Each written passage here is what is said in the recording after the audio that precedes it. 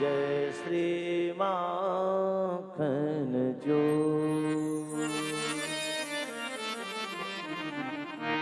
वंशी विभूषित करान नवनीरदाभात पीताम्बरादरुणबिम्बबलाधरोष्ठात् पूर्णेन्दु सुंदर मुखा दरविंद नेत्रात्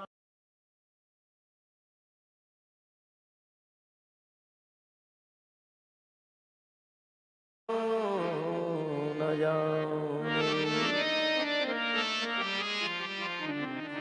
राधा मेरी स्वामिनी मैं राधे को दास जन्म जन्म मोहि दीजियो श्री वृंदावन को वास। बोलिए जगन्नाथ धाम की जय हो, पुरुषोत्तम क्षेत्र की जय हो, नीलगिरी पर्वत की जय हो। भगवान राधा सर्वेश्वर अनंत कोटि ब्रह्मांड नायक भगवान जगन्नाथ महाप्रभु के दिव्य छत्र छाया में बैठ करके हम सभी महानुभाव, आप सभी महानुभाव, सभी माताएं, आप सभी भक्तवृंद, बाल गोपाल जो भगवान की भक्ति में एकदम लीन हो रहे हैं, आप सब ऐसे सभी भक्त, बहुत ही भगवान की दिव्य कृपा आपकी और हमारे ऊपर है। श्रीमद् भागवत सप्ताह ज्ञान यज्ञ का ये चतुर्दिवस है। आइए बहुत ही आनंद के साथ हम भगवान के नाम का संकीर्तन करें। छीन लिया मेरा भोला सामन, भोला सामन, राधा रमण प्यारे राधा रमण। छीन लिया मेरा भोला सामन, भोला सामन, राधा रमण प्यारे राधा रमण। छीन लिया मेरा छोटा सामन, छोटा सामन, राधा रमण प्यारे राधा रमण। छीन लिया मेरा भोला सामन, राधा रमण प्यारे राधा रमण। राधा रमण प्यारे राधा रमण, राधा रमण प्यारे राधा रमण। राधा रमण प्यारे राधा रमण। हरे राधा रमण प्यारे राधा रमण। छीन लिया मेरा भोला सामन, भोला सामन, राधा रमण प्यारे राधा रमण। हरे छीन लिया मेरा भोला सामन, हरे छोटा सामन, राधा रमण प्यारे राधा रमण। ये बड़े प्रेम से ताली बजाते हुए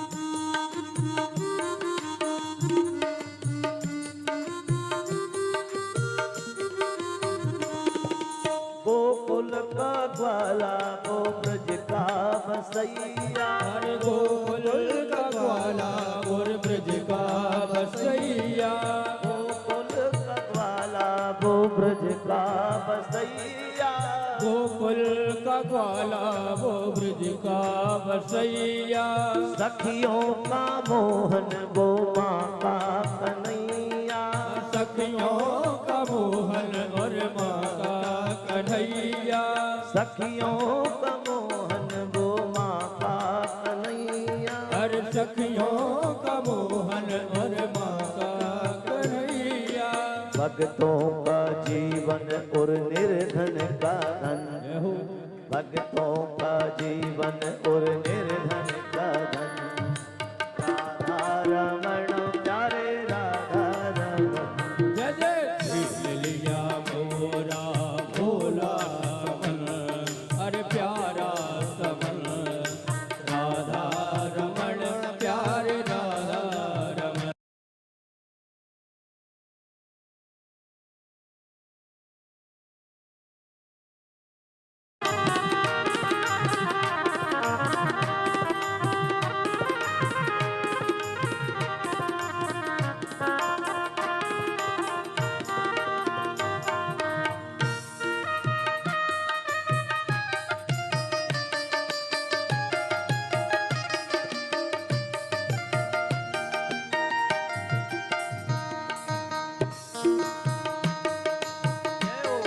हाथ उठा करके बहुत प्रेम से ताली बजाते हुए राधा रमण सरकार की जय हो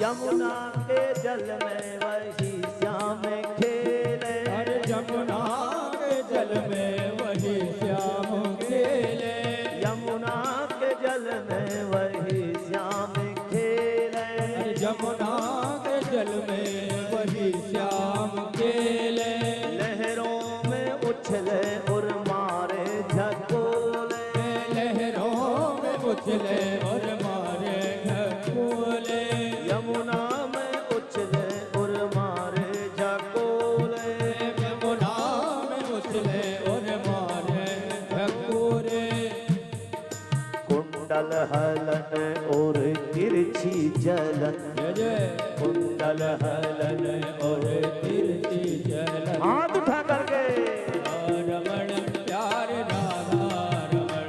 जय जय लिया मेरा भोला समन, अरे प्यारा समन, राधा रमण प्यारे राधा रमण। लिया मेरा भोला समन, भोला समन, राधा रमण प्यारे राधा रमण। जय जय लिया मोरा भोला समन, मेरा प्यारा समन, राधा रमण प्यारे राधा रमण। राधा रमण प्यारे राधा रमण। जय जय राधा रमण प्यारे राधा रमण, राधा रमण प्यारे राधा रमण, जय राधा रमण प्यारे राधा रमण। प्यारे राधा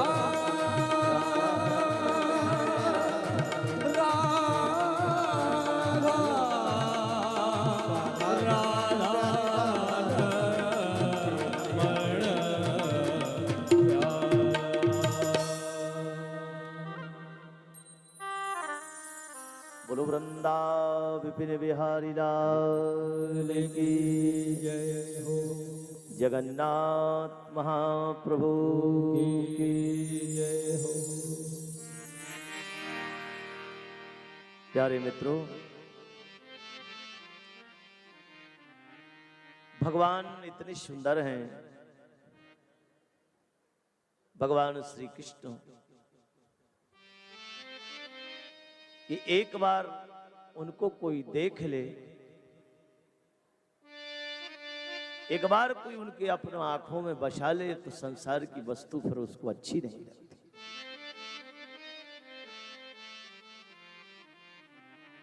एक बार कोई देख ले,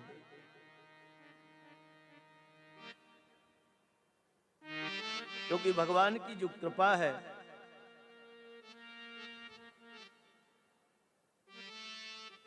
उनको दीवाना बना देती है आदमी को भगवान का दर्शन। भगवान की लीलाएं, नाम रूप लीला और धाम, भगवान के चार विशेष, भगवान की चार चीजें हैं जिनको भगवान को पहचाना जाता है विशेष रूप से, नाम रूप लीला और धाम। नाम आप जानती है, हमारे जगन्नाथ स्वामी का नाम क्या है, और रूप भी जानती है, भगवान का रूप कैसा है। कन्हैया जैसा किसी का रूप नहीं हो सकता है। एक बार मीरा ने देखा, पर संसार को लौट करके मीरा ने फिर कभी नहीं देखा। कबीरा ने एक बार प्रभु को देखा, पर संसार को देखने की आवश्यकता नहीं होती।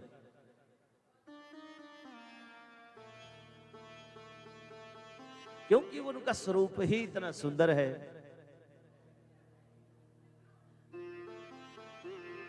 भगवान इतनी दिव्य छटा के साथ रहते हैं, सुंदरता भगवान में इतनी है, आदमी दीवाना हो जाता है उनको देख कर। इसलिए किसी भक्त ने कहा है कि प्रेम एक एहसासों की पावन सी कहानी है। प्रेम एक पावन सी एहसासों की कहानी है।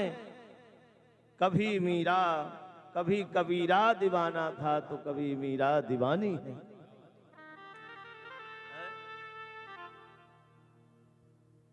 क्योंकि उनको तो जो है ना, और भगवान जब रीझते हैं तो उसके हृदय में भाव आ जाता है। मैं कहता हूं ना, भगवान जब रीझते हैं तो तुम्हारी आंखें भर जाएंगी, अपने आप अश्रुपात होने लग जाएगा। क्योंकि ये आनंद के आंसू हैं। आनंद जब व्यतिरेक होता है, जैसे आप जाते हैं जल लेने के लिए, कुआं पर माताएं जल लेने के लिए जाती हैं, और जल की मात्रा जब ज्यादा हो जाती है तो वो चलती हैं, तो मात्रा ज्यादा होने के कारण छलकने लगता है।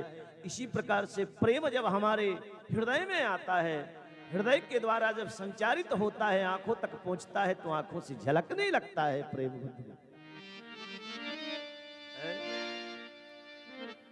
इसलिए भगवान से पूछा, जब आप किसी को रीझते हैं तो उसको देते क्या हैं?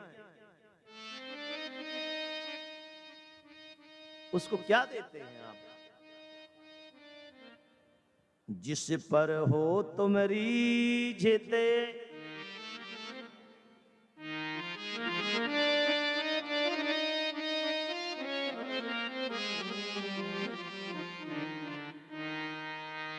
जिस पर हो तुम रीझते, रीझते रीझते,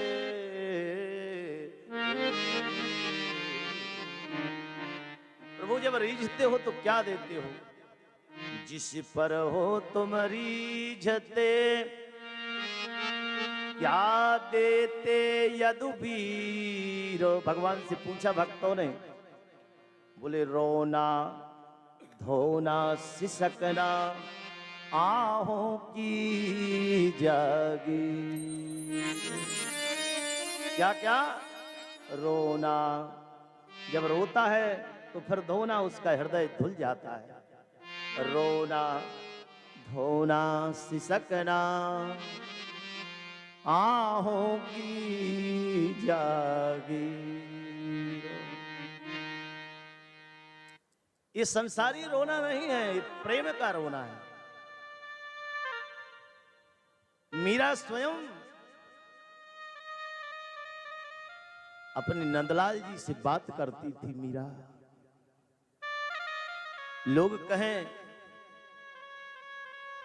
ये पागल हो गए, और मीराबाई नंदलाल जी से बात करती थी, हे ठाकुर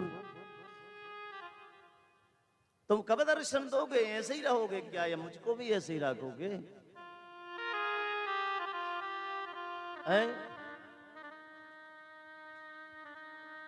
हे प्रभु, आप मुझको कैसे रखना चाहते हो कन्हैया?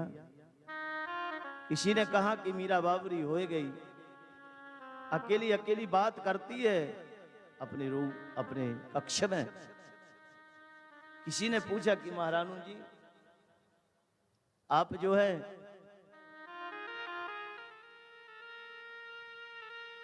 हा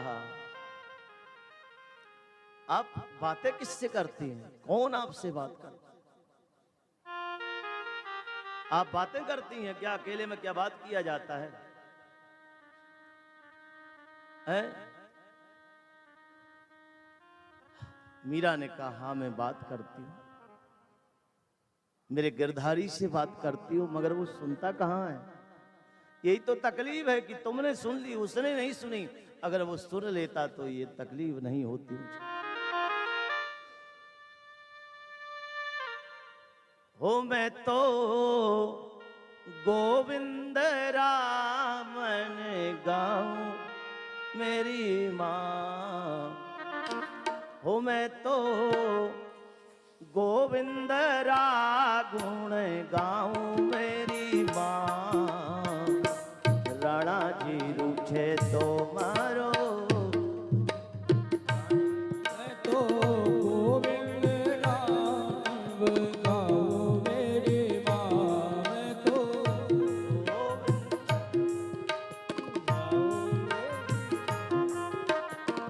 राणा जी रूठे तो मारा काई कर छो। मारा राणा जी रूठे तो मारा काई कर छो। गाऊं मारी मां,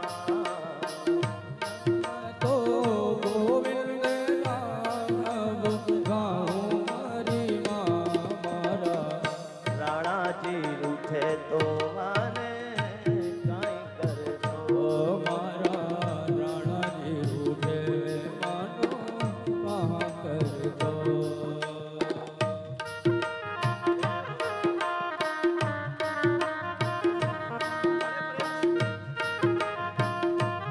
मीरा ने कहा कि मैं तो ठाकुर जी के गुण गाती हूँ, अगर राणा जी रूठ जाए तो मेरा क्या करेंगे? मेरी फांसी लगाएंगे और क्या करेंगे?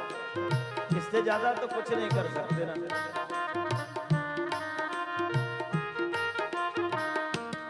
हैं? इसलिए जो है भगवती मीरा वृंदावन में पागलों की तरह डोल रही है। मेरा कोई कुछ नहीं बिगाड़ सकता, अब मैं ठाकुर जी की हो चुकी है। इसलिए बंधुओं अकेली खड़ी रे मीरा बाई अकेली खड़ी। हो एकली खड़ी मीरा बाई एकली खड़ी। एकली खड़ी रे मीरा बाई एकली खड़ी। हो एकली खड़ी मीरा बाई एकली खड़ी। मोहन आओ तो सही गिरधर आओ तो सही, मंदिर में मेरी मीरा बाई एकली खड़ी। हो मोहन आओ तो सही गिरधर आओ आओ तो सही। माधवरा मंदिर में मीरा बाई एकली खड़ी। जय हो।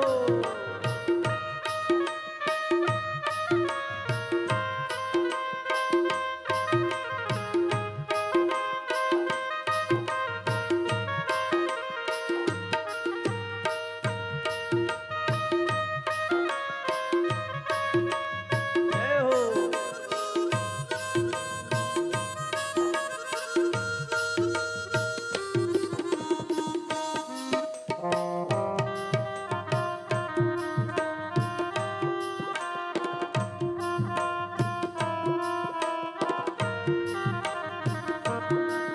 हरते कहो तो साबर में मोर मुकुट बन जाओ। कहे तो सावरा में मोर मुकुट बन जाओ। कहो तो बड़े प्रेम से ताली बजाते हुए मोर मुकुट बन जाओ। तो सावरा मैं मोर मुकुट बन जाऊं। अरे पेरण लागो सावरो रे, पेरण लागो सावरो रे, पेरण लागो सावरो रे, मस्तक पर रम जाओ, आके मस्तक पर रम जाओ, ओ मोहन आओ तो सही, गिरधर आओ तो सही, माधवरा मंदिर में हीराबाई एकली खड़ी।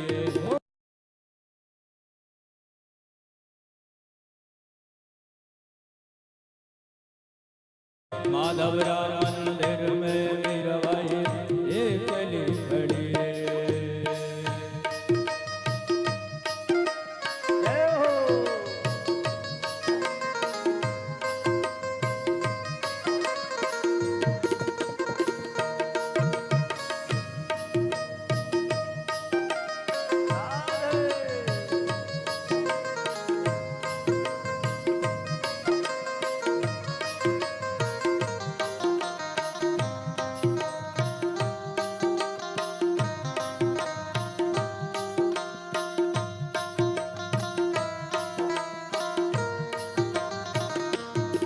हर कहो तो सावरा में काजलिया बन जाओ, कहे तो सावरा में पायोलियो बन जाऊं।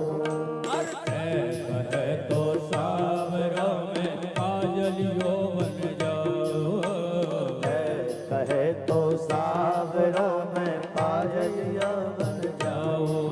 अरे नैन लगावे सावरो रे, रन लागे सावरो रे, नैन लगावे सावरो रे, नैन लगावे सावरो रे, नैना में रम जाओ, ओ मोहन आओ तो सही, गिरधर आओ तो सही, माधवरा मंदिर में मीराबाई एकली खड़ी, मोहन आओ तो सही, गिरधर आओ तो सही, माधवरा मंदिर में मीराबाई एकली खड़ी। ये प्रेम का लक्षण है मित्रों। तत् सुखी सुखतम प्रेम लक्षणम। हम जिससे प्रेम करते हैं उसमय होना पड़ता है। जब हम भगवान कृष्ण से प्रेम करते हैं तो कृष्णमय होना पड़ेगा। जीवन में जब तक हम कृष्णमय नहीं होंगे, जब तक प्रेम सफल नहीं होगा। इसलिए तत् सुखी सुखतम प्रेम लक्षणम। हमारा प्रेमी जैसा सुखी होगा हमको वही बनना पड़ेगा। वो जो चाहेगा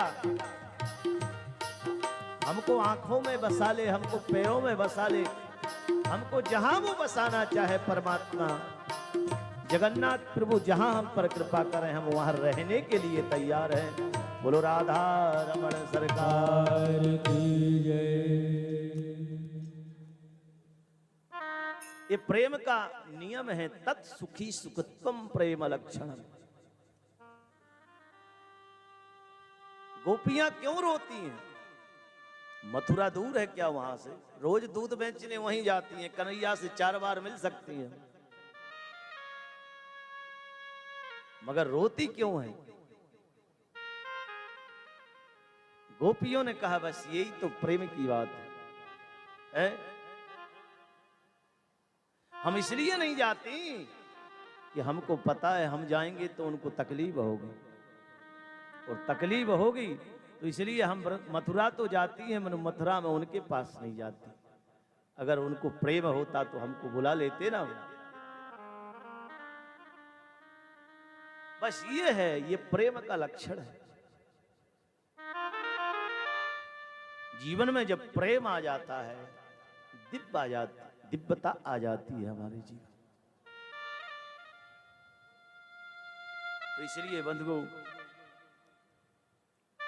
बहुत आनंद के साथ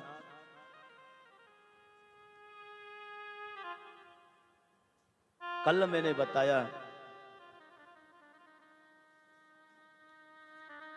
कल की जो कथा थी वो मनु महाराज की 5 संतानें हुई। मैंने ये बताया था 3 बेटियां और 2 बेटे, आकुति, देवहूति, प्रसूति और प्रियव्रत और उत्तानपाद, ये 3 संतान हैं। ब्रह्मा जी की जो छाया से ऋषि कर्दम हुए थे, कर्दम ऋषि के साथ देवहूति का विवाह कर दिया।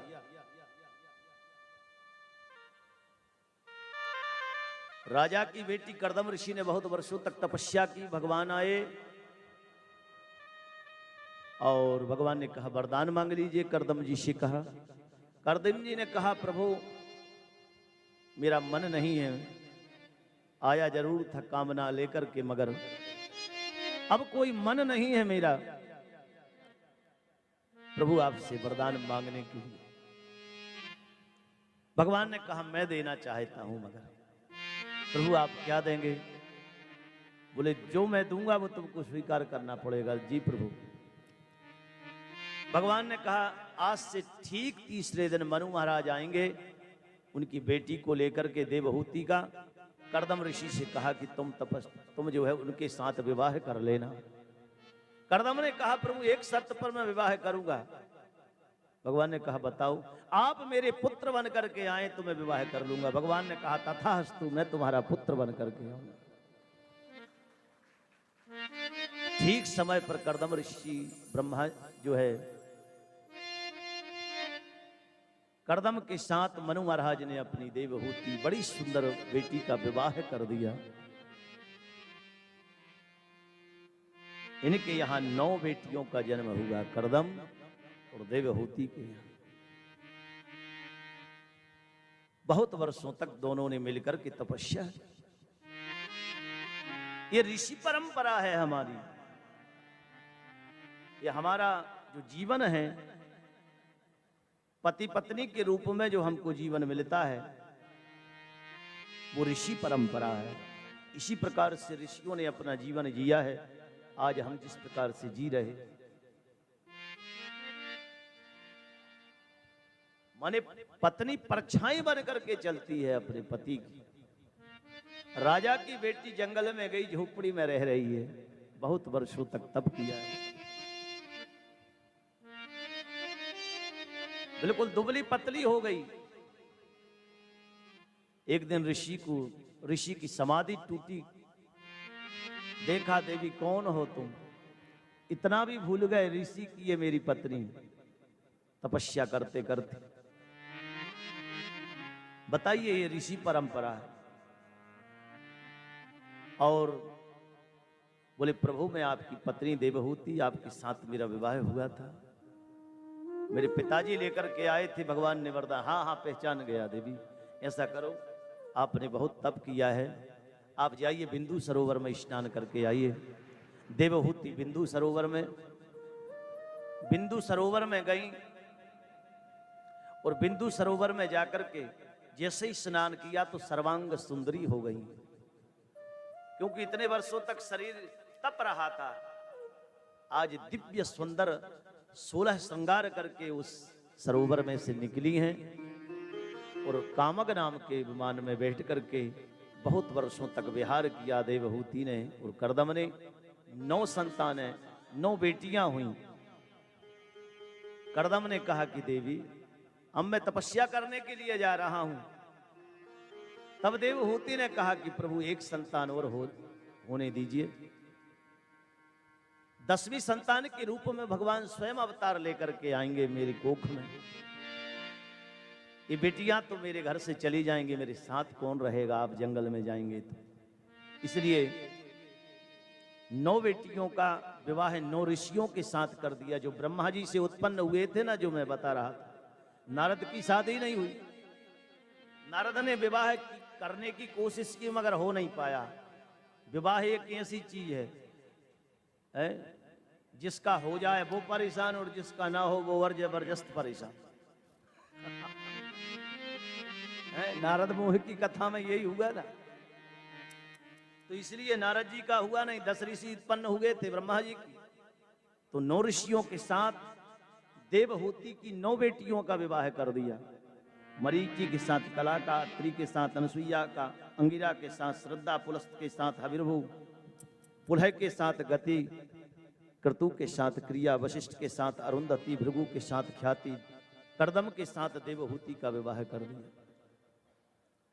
इसके बाद 10वें गर्भ के रूप में कर्दम को दिया हुआ वरदान पूर्ण करने के लिए सर्वात्मा भगवान कपिल के रूप में अवतार लिया। बोलो देवताओं ने पुष्पों की वर्षा की, बोलो कपिल भगवान की जय हो।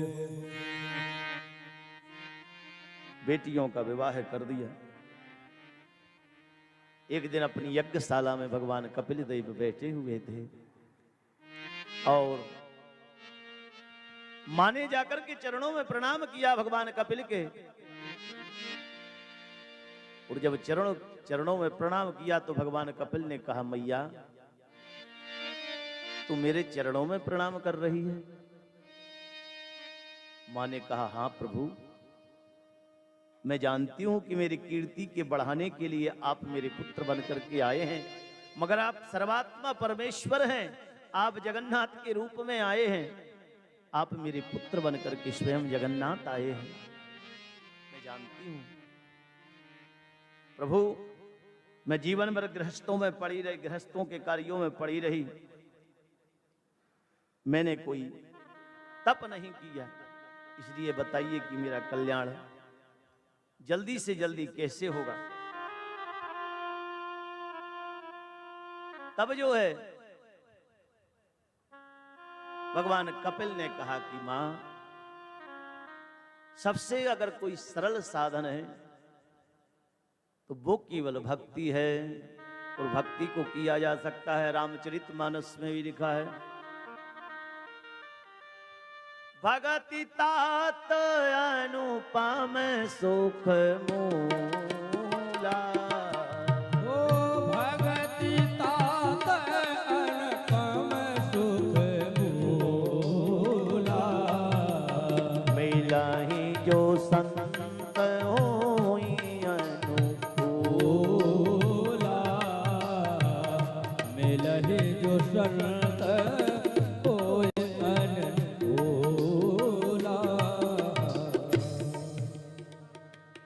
भगति तात अनुपम सुख मूला। ये भक्ति भगवान का, भज सेवायाम धातु से भगवान की सेवा करना भक्ति है। किसी संत की, किसी ब्राह्मण, किसी सदगुरुदेव की कृपा से ये प्राप्त होती है, सहजता में नहीं हो जाती। और जब भक्ति जीवन में आ जाती है,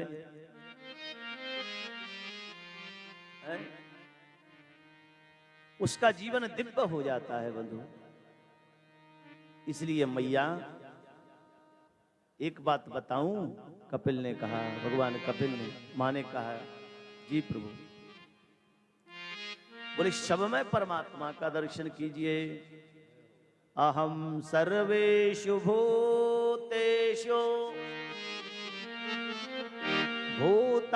भूतात्मावस्थिता सदा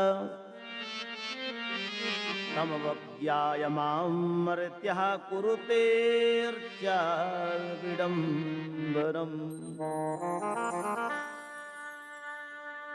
हे मैया, मैं आत्म रूप से सदा सभी जीवों में स्थिर हूं, इसलिए जो लोग मुझ में सर्वभूतों में मेरा परमात्मा का दर्शन करते हैं, मैं उनको जल्दी मिल जाता हूं।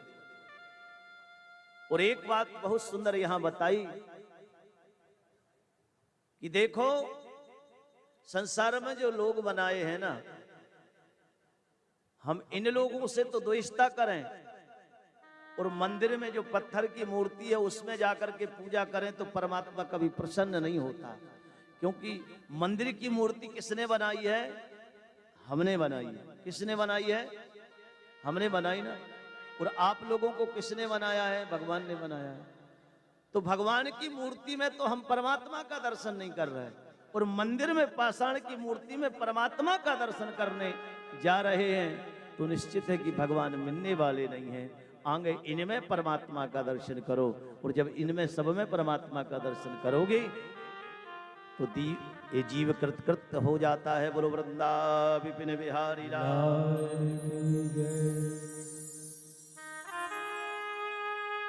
इस प्रकार से मैया वो कैसा भी दुष्ट प्राणी हो, जीवन भर पाप करता रहा हो, मगर जिसकी जिह्वाग्र पर भगवान का नाम आ जाता है वो पवित्र हो जाता है। केवल भगवान का नाम आ जाए उसकी जिह्वा पर, अहो बतस्व पचो तो गरियान यद जिह्वाग्रे वर्तते नाम तुभ्यम ते पुस्तपस्ते जुह्वो सस्नुरार्या ब्रह्मानुचुर्नाम गृह्णन्ति येति। स्वपच हो, कैसा भी पापी हो, मगर जिसकी जिह्वा पर प्रभु का नाम आ गया है, एक बार प्रभु का नाम जिसने ले लिया उसका निश्चित है कि जीवन दिव्य हो गया। तो इसलिए जो है अपनी मैया को ज्ञान दिया है भगवान कपिल देव जी ने,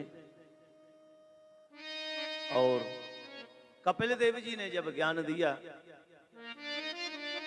तो मैया आनंद विभोर हो गई। सब में परमात्मा, मैया मैं अब गंगा सागर जा रहा हूं। शांक शास्त्र का ज्ञान दिया अपनी मां को भगवान ने। शांक शास्त्र यही कपिल बखाना, कपिल भगवान ने अपनी मैया को ज्ञान दिया। मां के चरणों में भगवान ने प्रणाम किया। भगवान जाने लगे, मां ने गौर से देखा, भगवान मुस्कुराने लगे। मैया की आंखों में से झरझर अश्रुपात तो होने लगा। मैया ने भगवान की ऐसा दिव्य ध्यान किया, इतने प्रेममय तन्मय हो गई कि मैया का शरीर पानी बनने लगा। धीरे धीरे शरीर गल करके पानी बन गया और एक नदी के रूप में प्रकट हो गया, जिसको सिद्धदा नाम की नदी कहते हैं, बिहार में बहती है। बोलो वृंदा विपिन बिहारी लाल की जय। भगत तात अनुपम सुख मूला, अनुपम सुख है इसको, इसकी उपमा नहीं दी जा सकती। भगत तात अनुपम सुख मूला, मगर मिलेगी कब? बोले मिला ही संत द्रव ही संत होई अनुकूला, मिला ही जो संत होई अनुकूला। भगवान की भक्ति जैसा कोई साधन नहीं है। इसके बाद परीक्षित ने प्रश्न किया कि देवहूति की जो है मनु महाराज की देवहूति की 9 कन्याओं में से एक महान पतिव्रता हुई जिसका नाम अनुसुईया था। और अनुसुईया के यहां ब्रह्मा विष्णु महेश ने बालक बन करके आए, वो चरित्र क्या है जरा हमको बताइए। वो चरित्र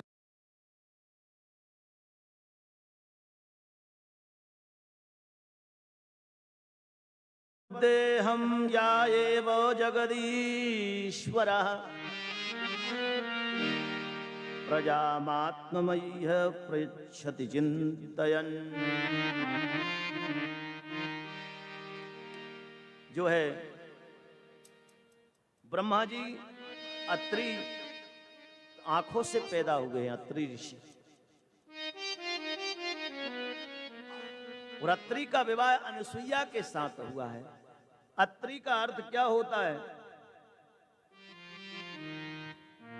जिसने तीनों गुणों को जीत लिया है, सतोगुण, रजोगुण और तमोगुण, उसको अत्रि कहते हैं। और अनुसुईया देखो, अन माने नहीं होता है, सुईया माने जिसमें द्वेषता ना हो उसको अनुसुईया कहते हैं। अनु उपसर्ग है ना, सुईया माने द्वेषता होता है। और जब ऐसे पति पत्नी मिलता है तो निश्चित उसके यहां भगवान ही आते हैं। जो सबसे द्वेषता नहीं प्रेम करती है उसको अनुसुईया कहते हैं। कहियतात सो परम विरागी कहिए तात सो परम विरागे। तृण सम सिद्ध तीन गुण त्यागी। तीन गुण त्यागे।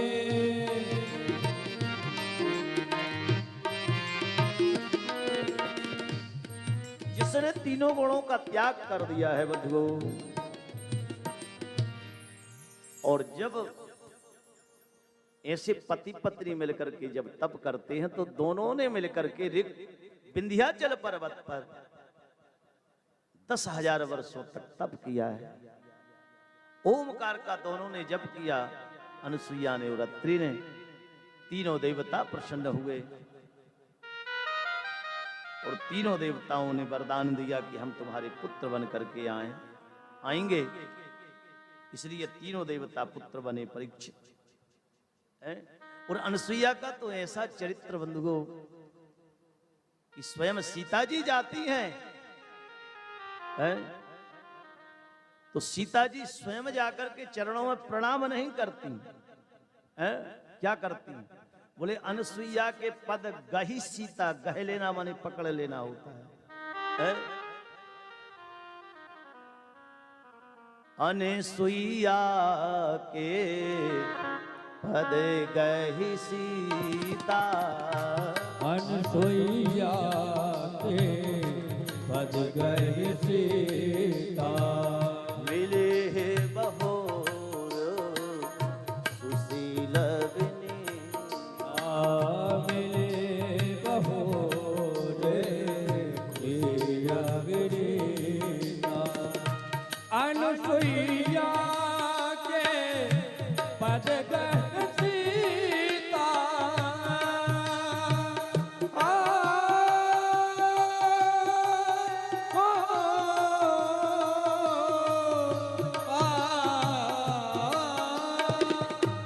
अनुसुईया के पद गही सीता। मिले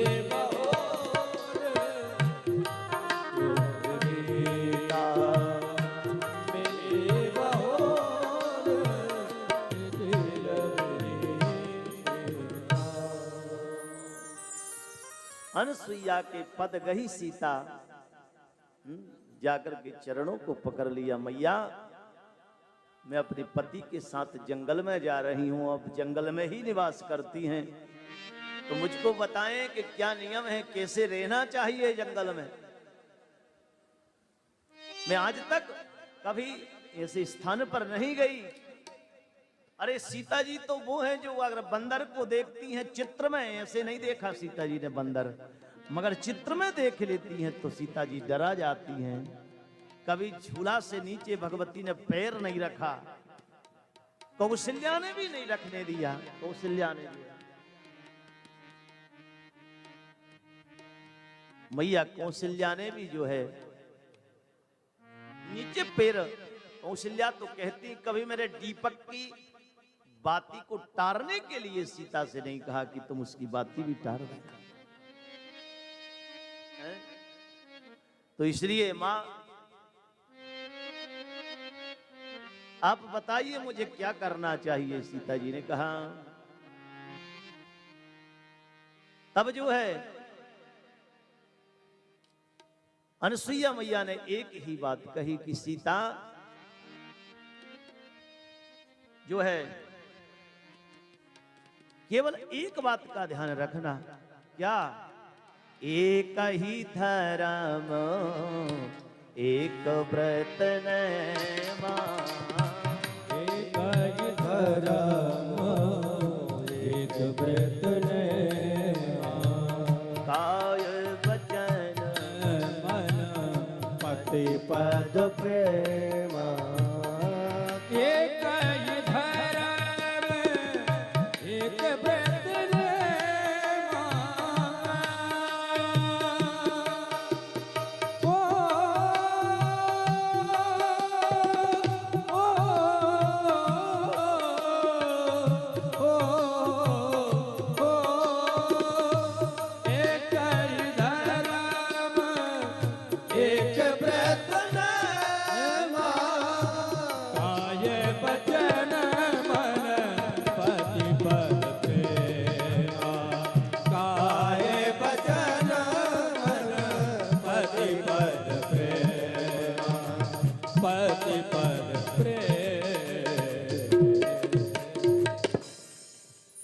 मैया जैसी कोई पतिव्रता नहीं हो सकती बंधु। एक बार अत्रि को प्यास लगी, अत्रि ऋषि को। उस समय अकाल पड़ा हुआ था पूरे विंध्याचल पर्वत में, और उसी समय अत्रि ने कहा कि अनुसुईया, एकदम से प्यास लगी और समाधि टूटी और कहा कि अनुसुईया एक लोटा जल चाहिए। अकाल पड़ा हुआ था पूरे विंध्याचल पर, एक बूंद जल नहीं था, पृथ्वी फट रही थी, पूरे जंगल के जीव पानी प्यास से व्याकुल हो रहे थे। उसी समय अनुसुईया से एक लोटा जल मांगा। अत्रि ने, अनुसुईया लोटा लेकर के चली, पूरे विंध्याचल पर्वत पर घूम लिया, कहीं एक लोटा जल नहीं मिला। अनुसुईया रोने लगी। अनुसुईया ने कहा, मेरे पति ने इतने वर्षों में मुझसे एक बार जल मांगा, और देखो मैं जल भी नहीं ला दे पाई, इसलिए जो है अब मैं लौट करके नहीं जाऊंगी, यही प्राणों का विसर्जन कर दूंगी, मगर लौट करके नहीं जाऊंगी। उसी समय जैसे ही पहाड़ पर, उस पहाड़ पर आप गए होंगे, चित्रकूट अनुसुईया आश्रम के आपने दर्शन किए होंगे, वहीं मैया बैठ करके आंखों से झरझर अश्रु झरने लगे उनके, और उन्होंने गंगा का स्मरण किया, और जैसे ही गंगा का स्मरण किया तो तुरंत गंगा मैया प्रकट हो गई। गंगा ने कहा अनुसुईया से, मैया बताएं क्या सेवा करूं मैं आप? बोले गंगा क्या बताऊं, पूरे विंध्याचल पर्वत में अकाल पड़ा हुआ है, इसलिए मेरी एक विनती है आपसे, बताएं मैया मैं क्या करूं? बोले एक धारा से तुम यहां आ जाओ विंध्याचल पर्वत। तब गंगा मैया मंदाकिनी गंगा के रूप में विंध्याचल पर्वत पर वहीं प्रकट हो गई। आपने दर्शन किए होंगे मंदाकिनी गंगा की। ऐसी पतिव्रता मैया जो है, बहुत आनंद के साथ परीक्षित ने कहा मुझको अनुसुईया चरित्र सुनाइए। तब भगवान शुकाचार्य कहते कि देखो, जब लीला करना होता है ना भगवान को, वहां नारद जी जरूर पहुंच जाते हैं। जैसे रामलीला होती तो पात्र आ जाते हैं ना, ऐसे ही जहां भगवान को लीला करना होता है वहां नारद जी को भेज देते, वहां लीला शुरू हो जाती। अब जैसे ही नारद जी को भेजा तो नारद जी सबसे पहले जो है लक्ष्मी जी के पास गए। आगे जैसे ही लक्ष्मी जी के यहां गए तो लक्ष्मी जी ने बड़ा सुंदर दूध दिया, तो नारद जी ने थोड़ा पिया और फेंक दिया। तो उसी समय लक्ष्मी ने कहा कि इतना सुंदर आपको दूध दिया है गुरुदेव, और आपने अलग कर दिया। अरे बोले लक्ष्मी, मैं अभी अनुसुईया आश्रम से चित्रकूट से आ रहा हूं, ऐसा दूध मैंने आज तक नहीं पिया, अमृत के समान। लक्ष्मी ने पूछ लिया ये अनुसुईया कौन है? बोले तुमको पता नहीं, जगत की सबसे बड़ी पतिव्रता है। देखो मुझको टाइम नहीं है, नारद जी ने कहा मैं जा रहा हूं। बोले एक बात और बता जाओ, मुझसे भी बड़ी है। लक्ष्मी ने कहा अरे बोले तुम तो पासंग में भी नहीं लगती उसके सामने। इतना कहकर के नारद जी चले गए।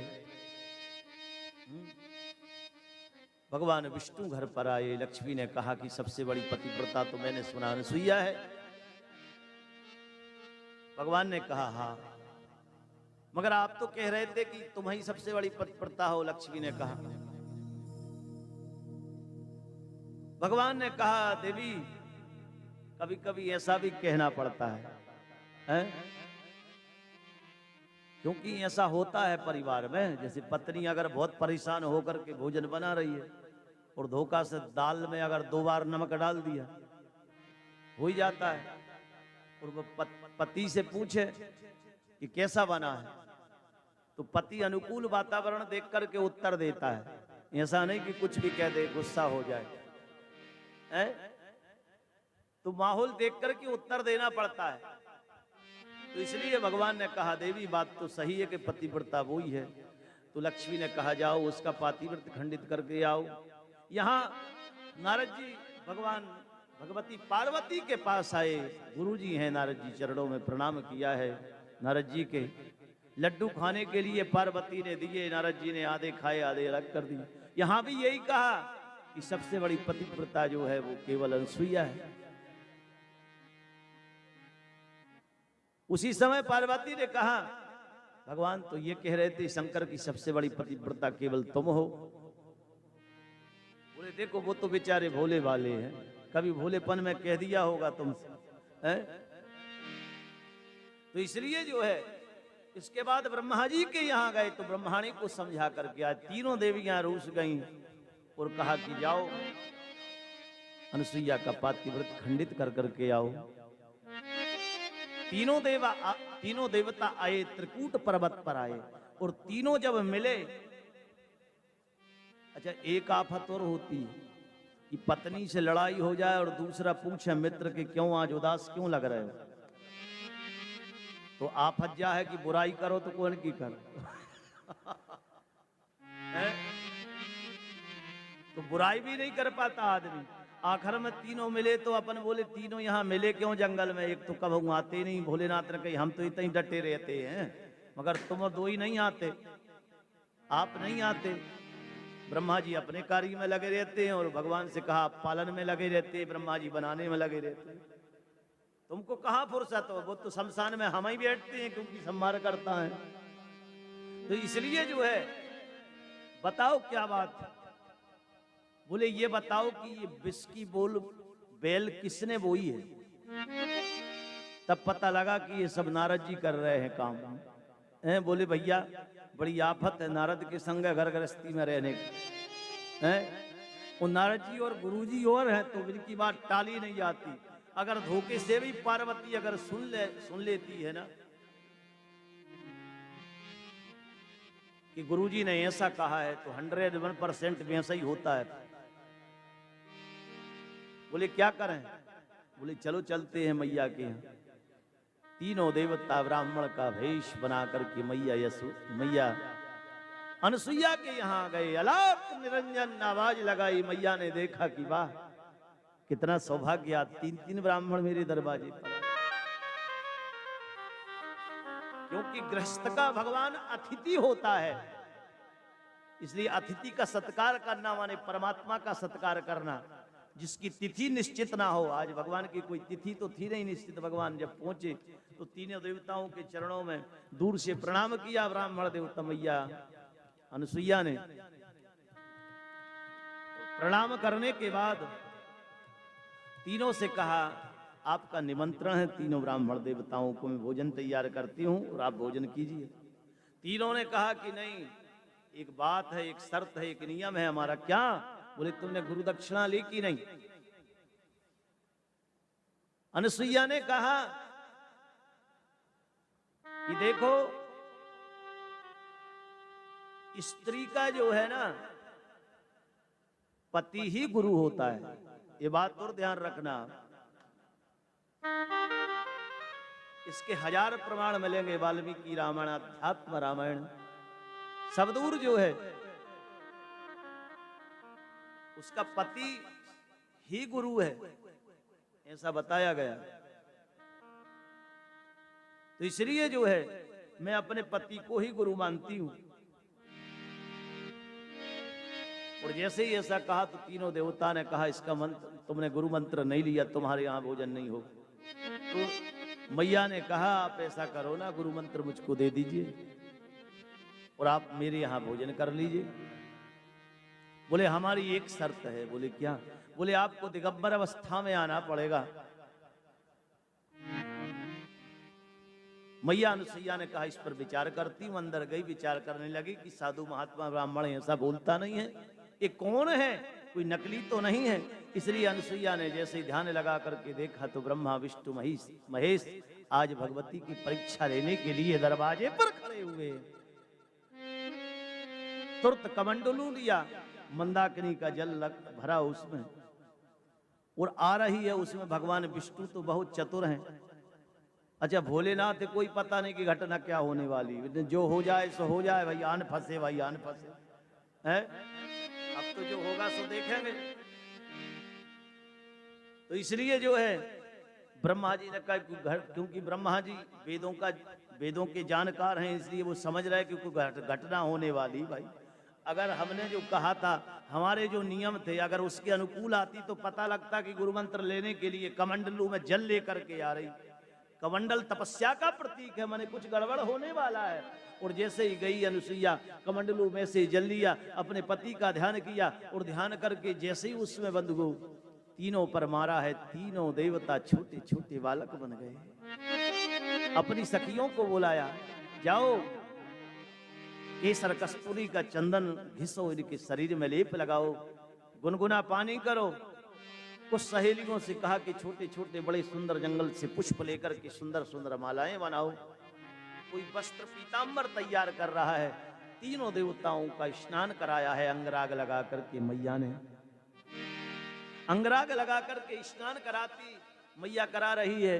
उसके बाद मैया ने सबको एक जैसे वस्त्र पीतांबर धारण कराए हैं, बड़ा सुंदर तिलक लगाया है, तो बड़ी सुंदर फूल मालाएं चोटी में लगाई, हाथों में, कमर में, पैरों में मैया।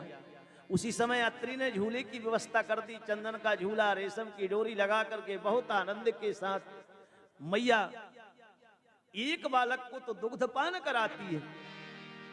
और दुग्धपान करते करते जब उसकी आंखों में नींद भर आती है तो उसको सुलाती है पलने में। दो को सुला दिया है, तीसरे को मैया दुग्धपान करा रही है। और आज इतनी आनंद विभोर है मैया। आज सभी देवता अनुसुईया के भाग्य की सराहना कर रहे हैं। आज सभी देवता मैया गीत गुनगुनाती जा रही है। माता अनुसुईया ने डार दिए पालना, झूल रहे तीनों देव बन कर के लालना। झूल रहे ताली बजाते हुए देव बन कर के लालना। झूल रहे तीनों देव बन कर के लालना। झूल रहे तीनों देव बन कर के लालना। माता अनुसुईया ने हो माता अनुसुईया ने प्यार दियो पालना। झूल रहे तीनों देव बन कर के लालना। झूल रहे तीनों देव बन कर के लालना।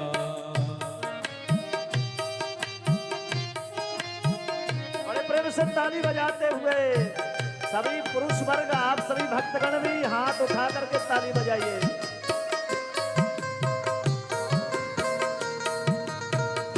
हाथ उठा करके ताली बजाते हुए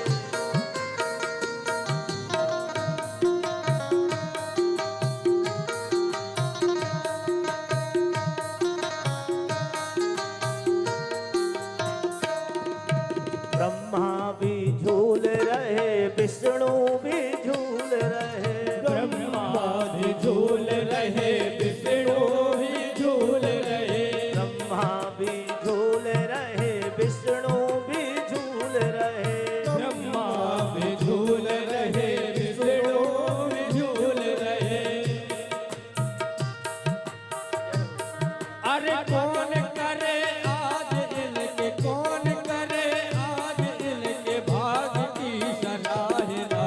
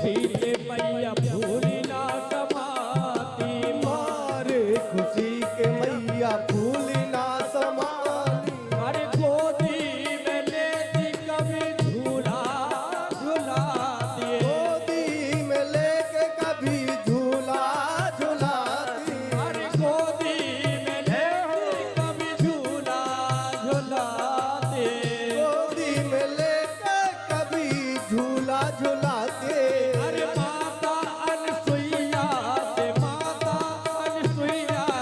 आज बड़ा सामना भूल रहे तीनों ने हाथ उठा करके ताली बजा दीजिए। भूल रहे देव बन करके लाल अरे भूल रहे तीनों देव बन करके लालना भूल रहे तीनों देव बन करके लालना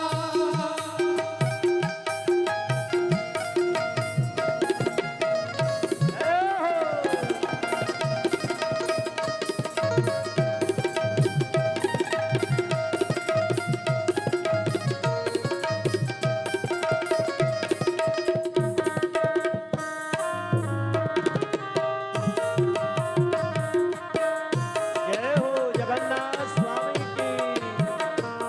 अरे अपने अपने लोग छोड़ मृत्यु लोग पधारे अपने लोग छोड़ मृत्यु पधारे अपने लोग छोड़ मृत्यु लोग पधारे अपने लोग छोड़ मृत्यु लोग पधारे अत्रि के आश्रम में करते गुजारे अत्रि के आश्रम में करते गुजारे अत्रि के आश्रम में करते गुजारे अत्रि के आश्रम में करते गुजारे देव सारे चुप बैठे पूछे कोई बात ना और हाथ हाथ उठा उठाओ करके कंजूसी मत कीजिए। आप पुरुष वर्ग की सब हाथ उठाइए। बहुत प्रेम के अरे साथ। झूल रहे तीनों देव बन करके लाल अरे झूल रहे तीनों देव बन करके लाल झूल रहे तीनों देव बन करके लाल अरे माताल सुइया रे माताल सुइया रे माताल सुइया रे डाल दियो मान झूल रहे तीनों देव बन करके लाल अरे झूल रहे तीनों देव बन करके लाल झूल रहे तीनों देव बन करके झूल रहे तीनों देव बन करके लाल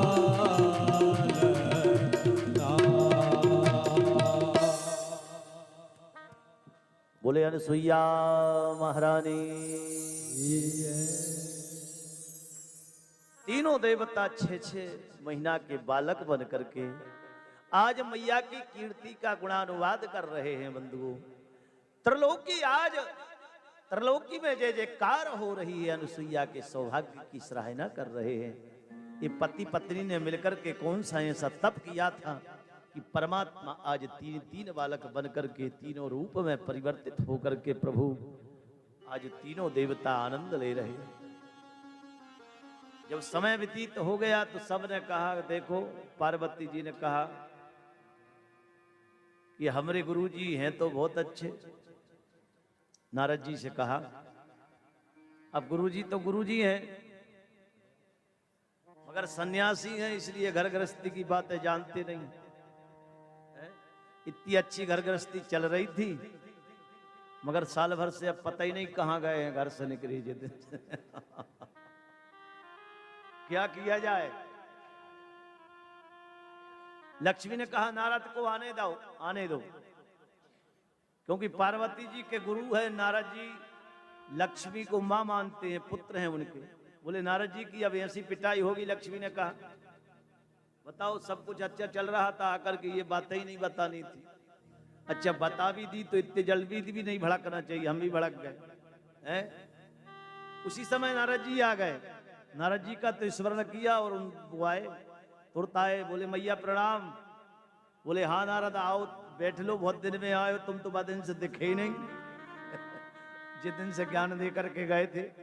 नारद जी ने कहा भैया उसी दिन से हमारा चातुर्मास शुरू हो गया था, किसी ग्रस्त के यहाँ अपन जाते नहीं है, आज तो निकल रहे थे यहाँ से, हमने सोची आपकी खबर ले ले। मैया ने कहा भैया ये तो बड़ा तगड़ा काम है नारद जी का, इसलिए जो है बताओ नारद क्या करें। बोले आप सब अनुसुईया आश्रम चली जाओ ना। तीनों देवियां अनुसुईया आश्रम गईं और आकर के जैसे मैया के यहाँ दरवाजे को खटखटाया, मैया ने गेट खोला, तीनों चरणों में गिर पड़ी। हमारे पति, हमारे पति। मैया ने कहा ठीक है पधारिए आप, आपके पति अंदर है, चली जाओ। तीनों बड़ा सुंदर श्रृंगार करके पड़े हैं, एक झूले में तीनों झूल रहे हैं। दौड़ करके गई तीनों। लक्ष्मी पार्वती ने कहा उठा लो घर देखे। सरस्वती बुद्धिमान है जरा, लक्ष्मी का हाथ पकड़ के कहा ऐसा मत करना तुम, शंकर जी उठा लो और आफत बन जाएगी। अभी जो बची खुची और जो है ना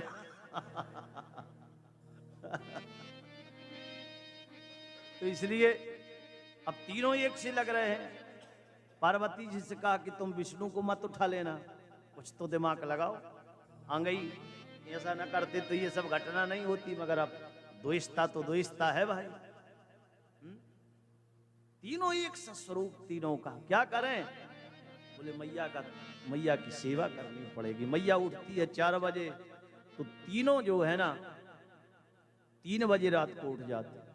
पूरे 4 एकड़ के आश्रम में झाड़ू लगाना, कभी लक्ष्मी ने लगाई नहीं बेचारी ने झाड़ू।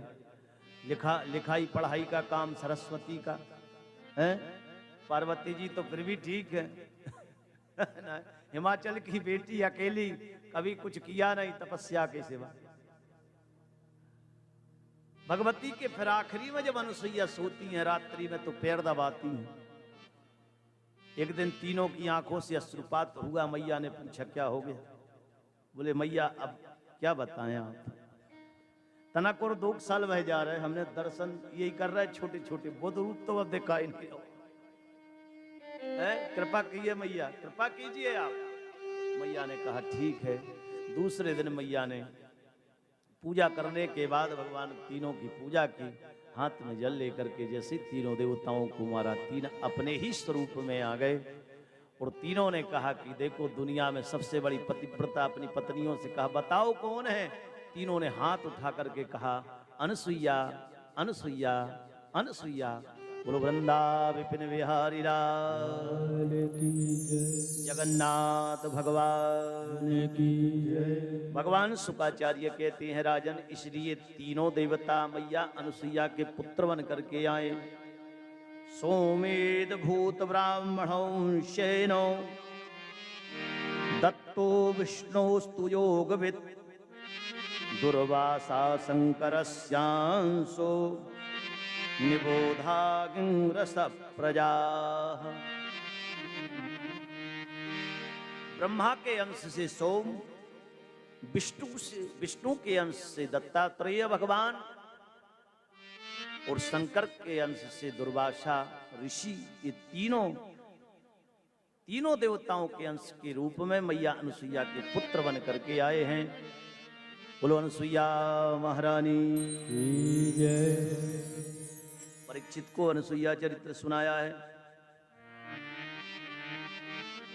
उसके बाद भगवान शुकाचार्य कहते हैं आकुति नाम की जो दूसरी बेटी का विवाह है रुचि प्रजापति के यहाँ हुआ, इनके यहाँ भगवान का यज्ञ अवतार हुआ, यज्ञ का विवाह दक्षिणा के साथ हुआ। इसलिए छोटे से छोटा यज्ञ करती हैं तो दक्षिणा का विधान है, उसमें दक्षिणा चढ़ाई जाती है। गैर दक्षिणा के यज्ञ पूर्ण नहीं होता।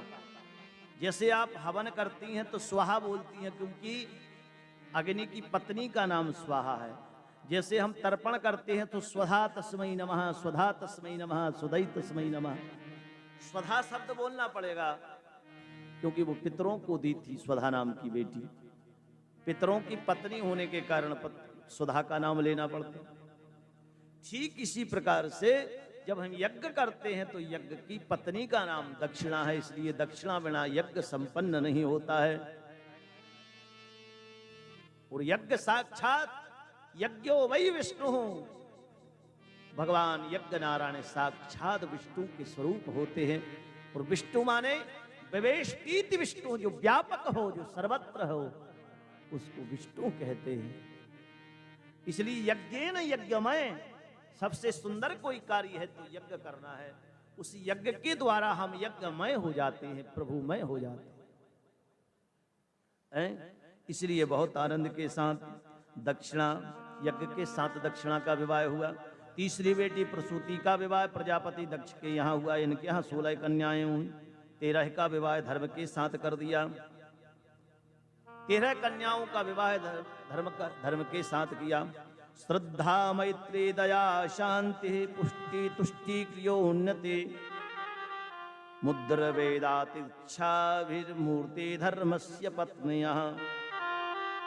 श्रद्धा मैत्री दया शांति पुष्टि तुष्टि क्रिया उन्नति बुद्धिर मेधा, ये सब जो है धर्म की पत्नियों के नाम है।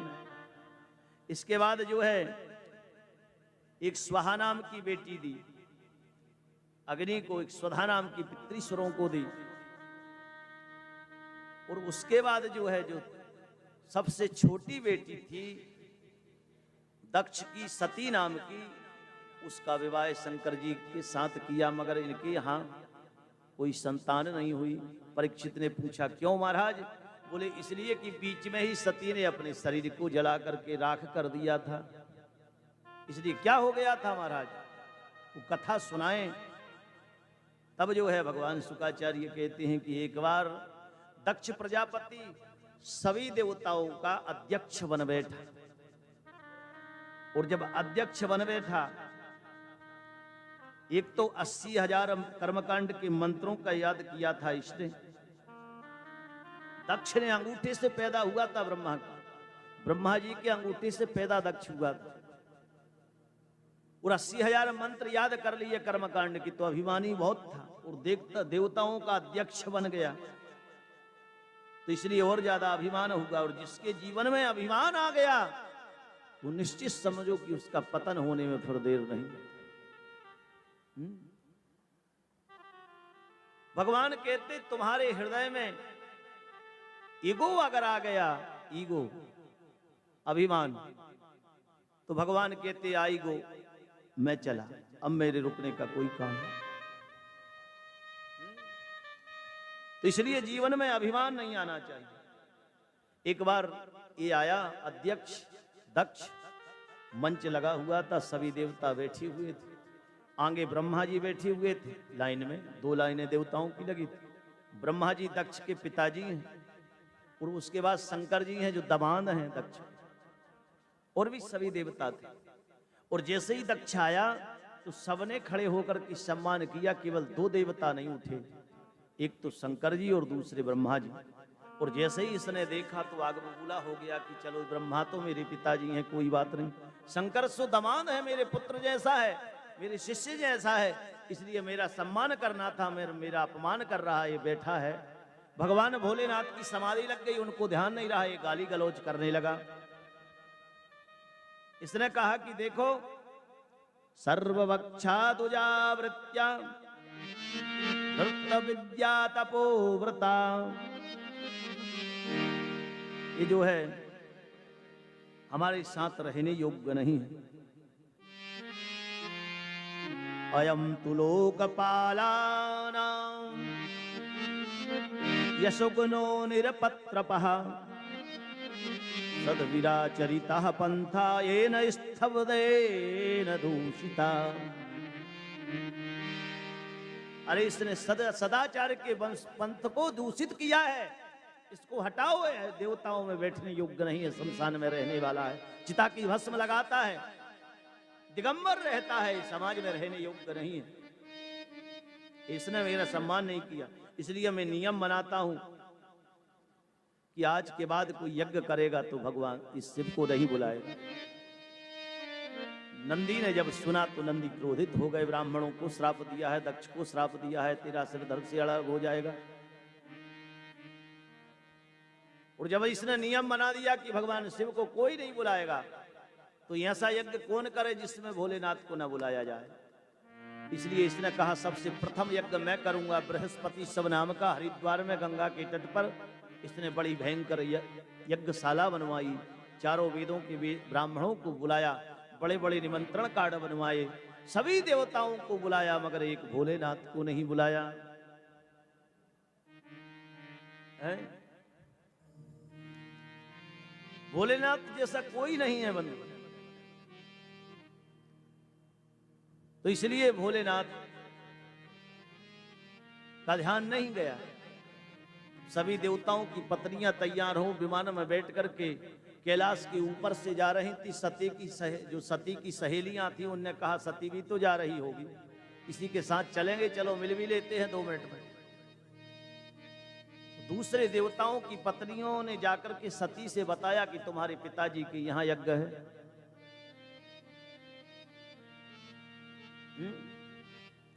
इसलिए जो है तुमको जाना चाहिए। सती ने जैसे ही सुना तो पहली बार सुना। सती ने कहा गजब हो गया, पिताजी ने हमको नहीं बुलाया। मगर बात बनाती हैं। देखो माताओं को दोनों बातें निभानी पड़ती है ना। मायके की भी निभानी पड़ती है और सासरे की भी निभानी पड़ती है। दोनों बातों को रखना पड़ता है।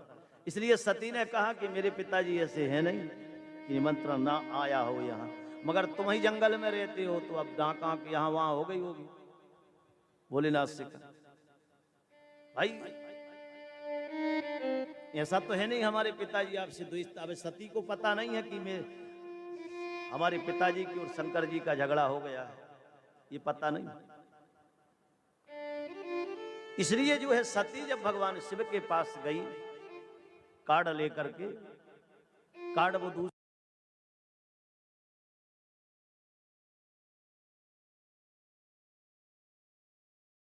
बेटी चतुराई होती है।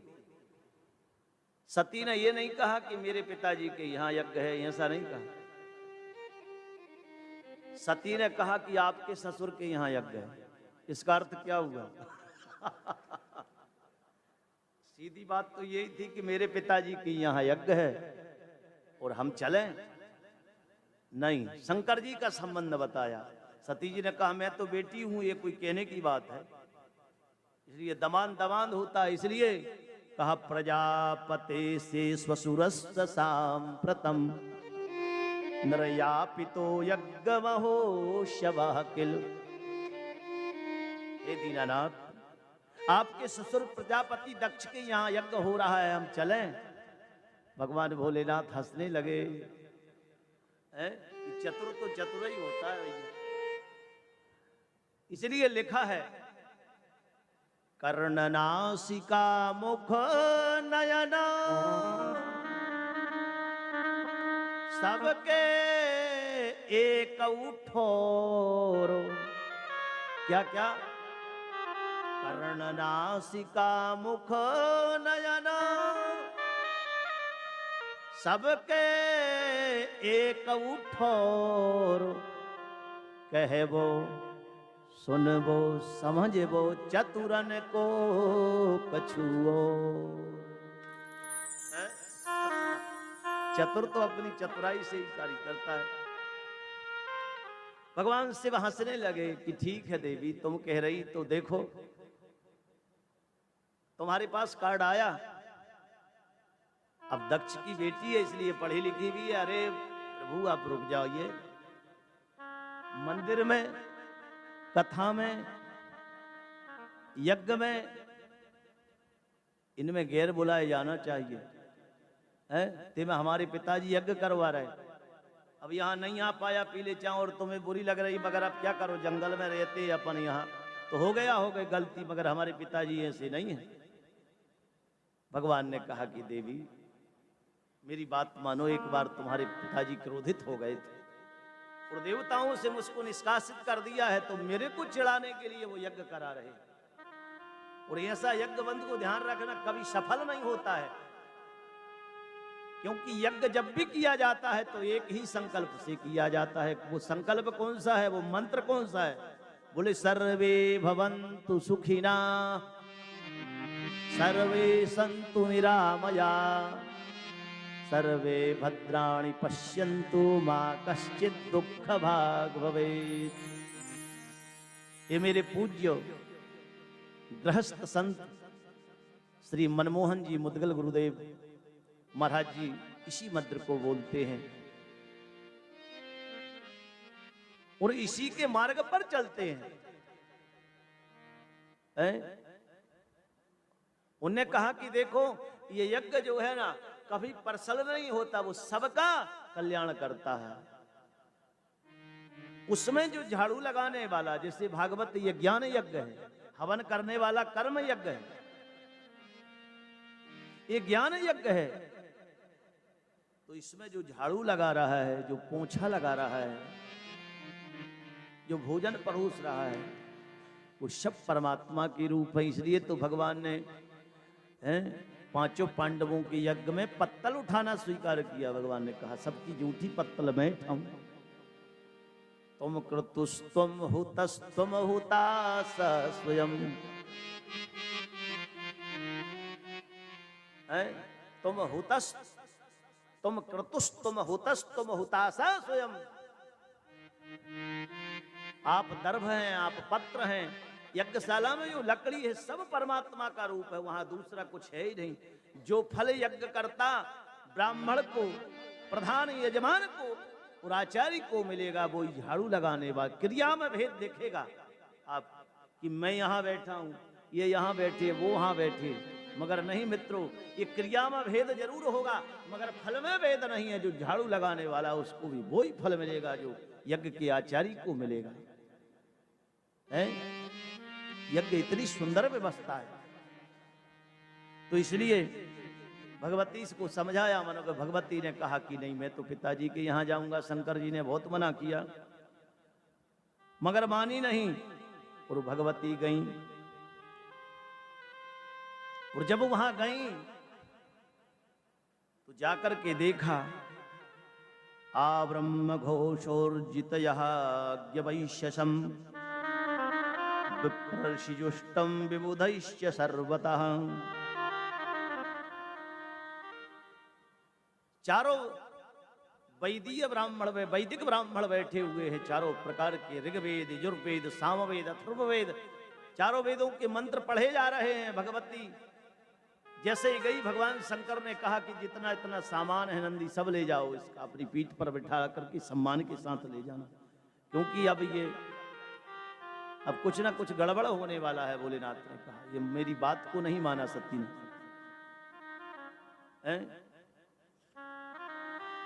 तो इसलिए जब सती यज्ञ में पहुंची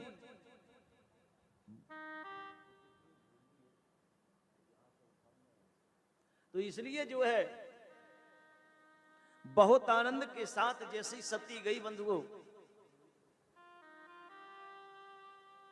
और जैसी जाकर के पहुंची तो पिताजी ने तो बुलाया ही नहीं था, चिढ़ाने के लिए बुलाया था। तो यहां जो है ना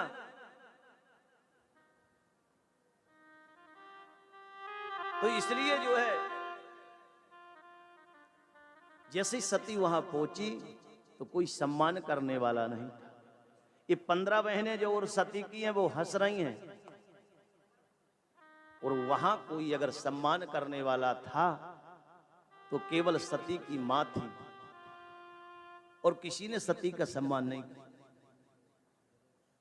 बेटी के जीवन में ये बड़ा परिवर्तन का समय होता है। एक उसको बुलाया नहीं गया, और वो जब नहीं गई कि मेरे पिताजी के यहां जाऊंगी क्योंकि मेरे पिताजी हैं।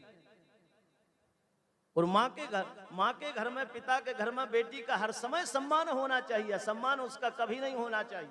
और आज तो वो भोलेनाथ के कहने को नहीं माना सती ने, कहा नहीं मैं तो जाऊंगी मेरे पिताजी के यहाँ यज्ञ है। तो भोलेनाथ ने कहा फिर देवी तुम मानोगी नहीं और घटना कुछ ना कुछ होगी, क्योंकि वहां मेरा असम्मान देख करके तुमको सहन होगा नहीं।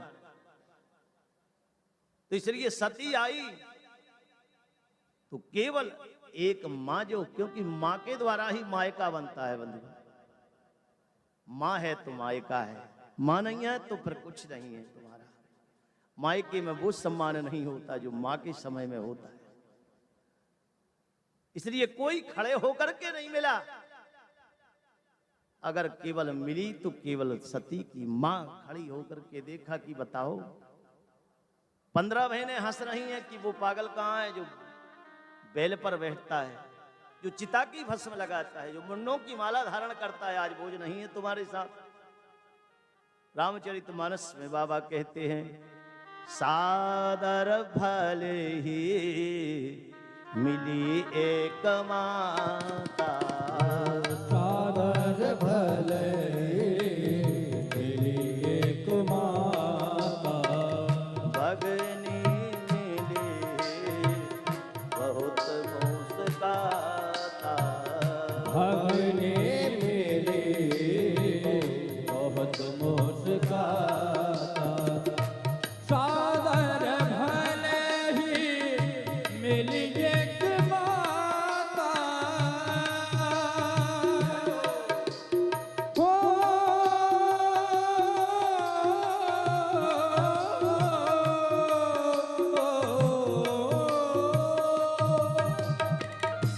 सादर भले ही मिली एक माता, भगने मिले बहुत मुस्काता, भगने मिले बहुत मुस्काता, बहुत मुस्काता।